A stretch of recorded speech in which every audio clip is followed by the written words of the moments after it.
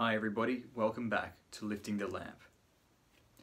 Today I'm going to do another video on the work on oneself, and today I'm talking about pride. Is it ever okay to feel pride?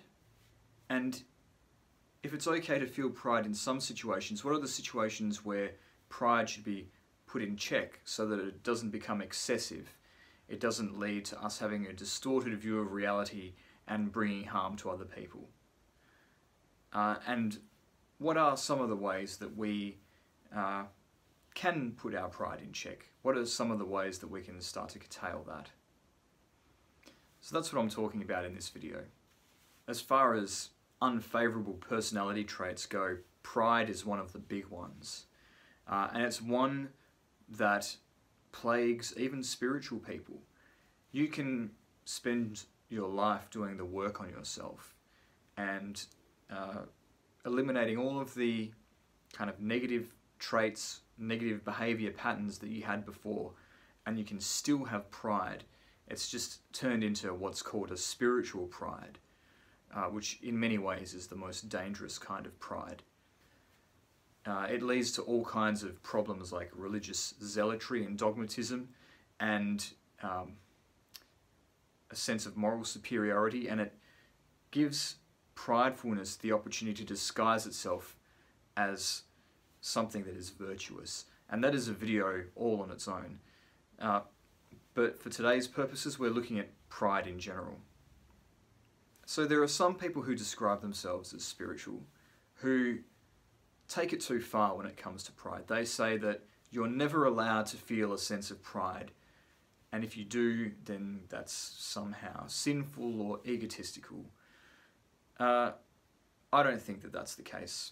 I think that if you have genuinely accomplished something through your own personal merit and your own effort, and it's well deserved, then there's no reason why you can't take some pleasure in your excellence and your ability being acknowledged.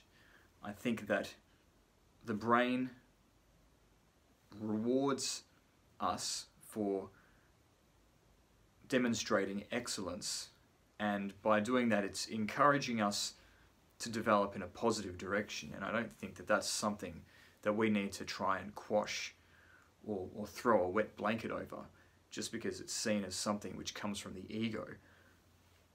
All of these impulses that we have, irrespective of whether they come from the superconscious or some higher part of ourself, or whether they come from our more carnal being, the more animalistic aspects of our being, they can all be used as tools to propel us somewhere that is higher in life, somewhere that is more developed, that is an improvement on what went before.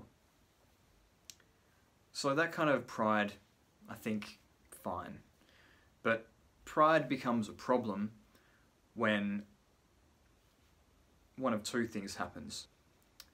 Firstly, if the level of pride that we have in something that we've done is disproportionate to the thing that we have actually achieved, that's a problem.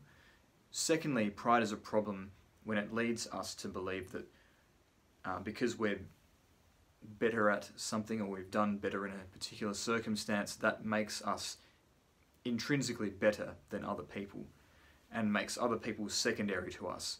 That's a problem. So that first form of mistaken pride that I mentioned is something that you encounter a lot in occult circles.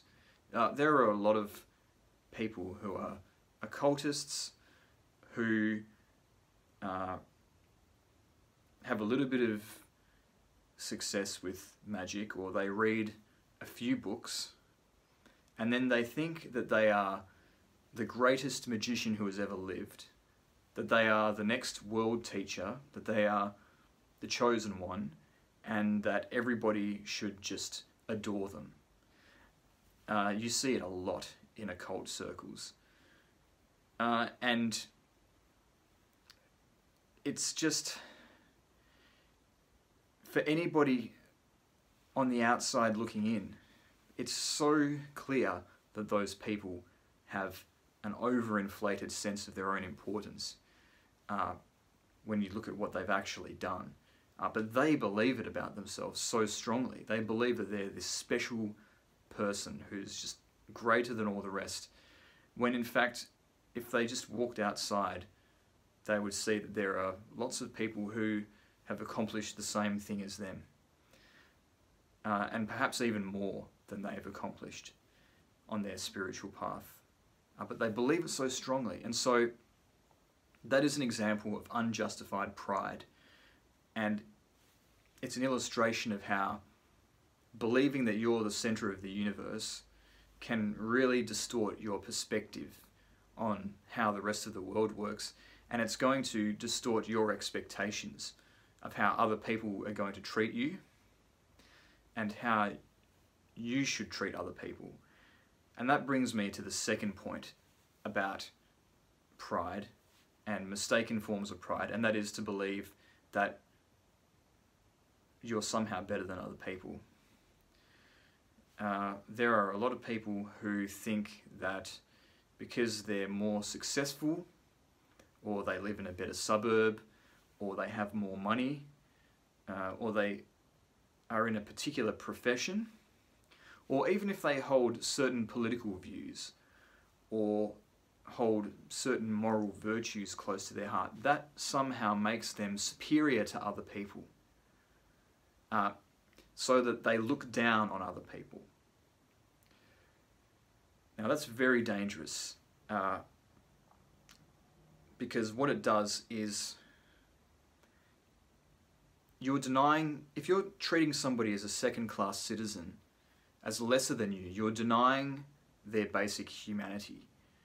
Okay, if you have achieved something by merit, then yes, there are perhaps things by virtue of that merit that you deserve that other people don't deserve.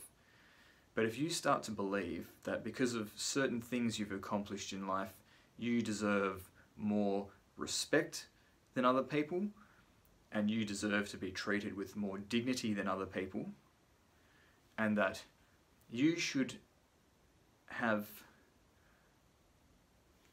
license to do things more freely and openly than other people, then that's a problem, because at that point you are denying basic fundamental rights that everyone should have to people who you consider to be beneath you, and you're basically treating them like subhumans. So if you let pride go to your head, if you let pride become too personal and you think that you are superior to other people, then it becomes dangerous, and history has shown us what the end result of that kind of thinking is.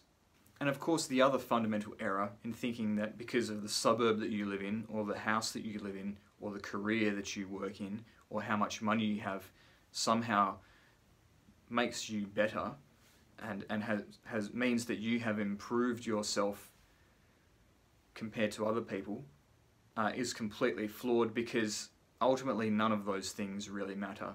All of those things are just material possessions that you have, and they don't say anything about your character.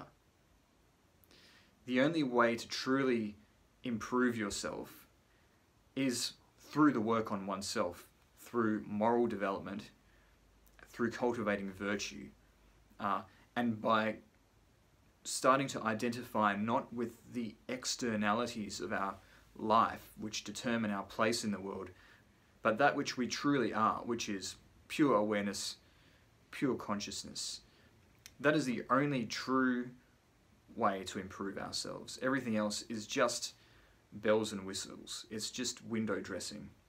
And if we haven't freed ourselves within, then by getting more material things and improving our station in life, we're just giving ourselves a gilded cage.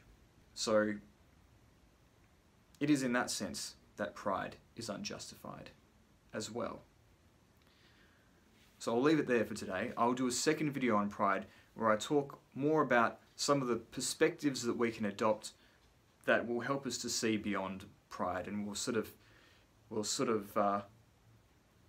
burst the bubble of pride and allow us to see beyond it.